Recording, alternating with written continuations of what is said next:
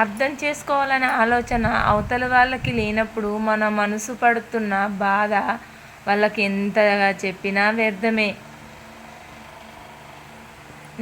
నేనుగా ఉన్నప్పుడే బాగున్నాను. ఎప్పుడైతే మనసులను నమ్మడం మొదలుపెట్టానో నన్ను నేను కోల్పోయాను. జీవితంలో ఎవ్వరి మీద ఎక్కువగా ప్రేమను పెట్టుకోవద్దు. ఎందుకంటే ఎప్పుడు ఎవరు ఎలా మారుతారో తెలియదు కదా. ఎప్పుడు దూరం పెడతారో తెలియదు, ఎప్పుడు వదిలేస్తారో కూడా తెలియదు. క్షణం బాగుంది అనుకునే లోపే మరో క్షణం కష్టాన్ని, కన్నీళ్ళని జీవితము పెట్టిస్తుంది.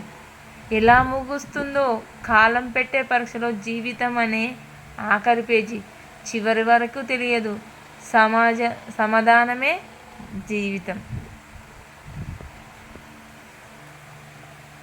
ఎవరి బంధం కోసమో ఎవరి ధనం కోసమో పాకులాడాల్సిన అవసరం లేదు. మన మాట, మన గుణం బాగుంటే అవే మన దగ్గరికి వస్తాయి.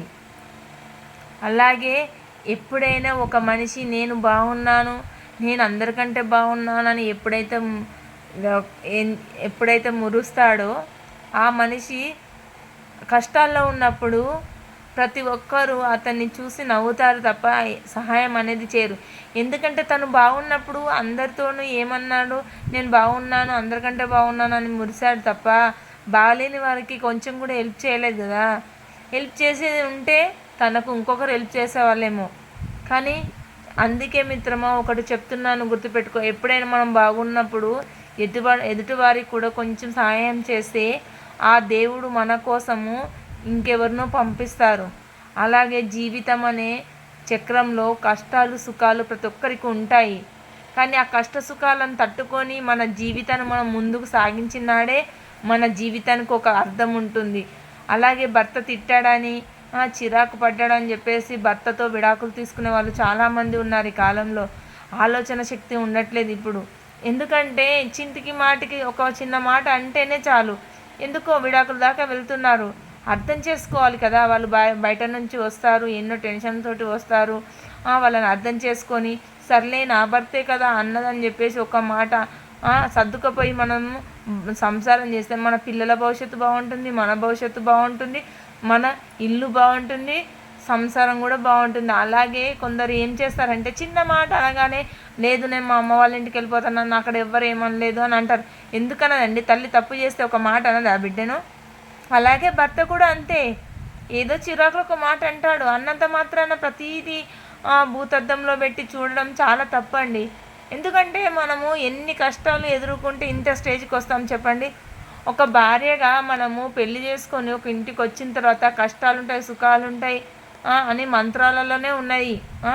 అలాంటప్పుడు మనల్ని ఒక మాట అన్నప్పుడు దాన్ని పట్టుకొని ఏడవడము, తనతో మాట్లాడకపోవడం, తనకు ప్రశాంతంగా ఉంచకపోవడం, అవన్నీ ఇంట్లో అలిగి కూర్చుంటాం. మనకు అవుతుంది, వీలవుతుంది. కానీ భర్త అనేవాడు బయటకు వెళ్ళి మన కోసం కష్టపడతాడు, ఎన్నో సమస్యలను ఎదుర్కొంటాడు. మనం ఇంట్లో బాగాలేకపోతే ఆయన బయటకు వెళ్ళి ప్రశాంతంగా పని చేసుకోగలుగుతాడా?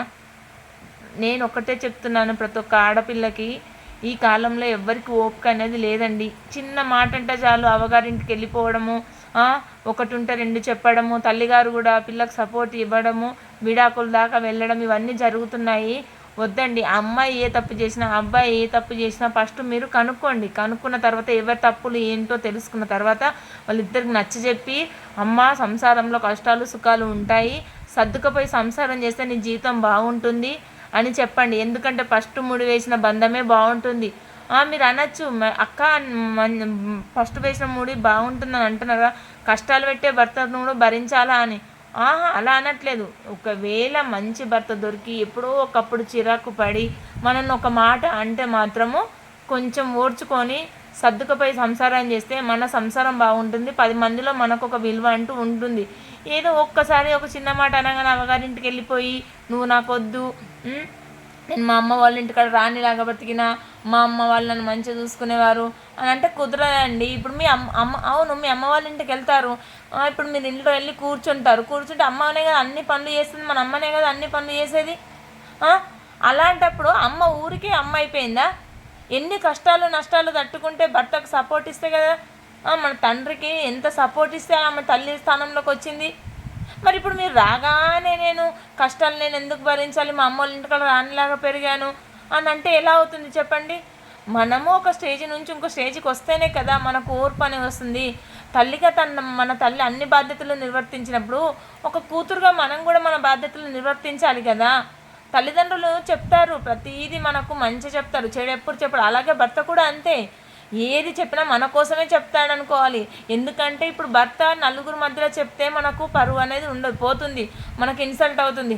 అదే ఇంట్లో ఉన్నప్పుడు చెప్పినప్పుడు వినాలి. వింటే మనం నలుగురిలో వెళ్ళినప్పుడు మనం ఎలా మెదలాలి, మనం ఎలా ఉండాలి, అందరి ముందర మన పరువు ఎలా కాపాడుకోవాలనేది తెలుస్తుంది. అందరి ముందు తిడితే మీరు అన్నట్టుగా అయ్యో నన్ను అర్థం చేసుకోవట్లేదు ఏంటి నా భర్త అని చెప్పేసి మీరు అలుగుతున్నారంటే సరే, దానికి అర్థం ఉంది. ఇంటికి వచ్చిన తర్వాత ఏమండి మరి నన్ను అక్కడ అందరి ముందట నన్ను అలా అనొద్దు, ఏదైనా నేను తప్పు చేస్తే నేను ఇంటికి వచ్చినాక నాకు చెప్పండి, నేను సర్దుకుంటాను అని చెప్పండి. అంతేగాని ఇంట్లో భర్త ఒక్క చిన్న మాట, ఆఫీస్కి వెళ్ళేసి వచ్చి పనిలోకి వెళ్ళేసి వచ్చినాక ఇంట్లో ఒక మాట అంటే కూడా తట్టుకోలేనప్పుడు ఏంటండి మరి ఇంత ఓపిక లేని జీవితం ఎలా అండి? సంసారం అంటే ఎంత ఓపిక ఉండాలి, ఎంత ఓపుకుంటే ఒక ఆడది సంసారాన్ని ఈదగలుగుతుంది చెప్పండి.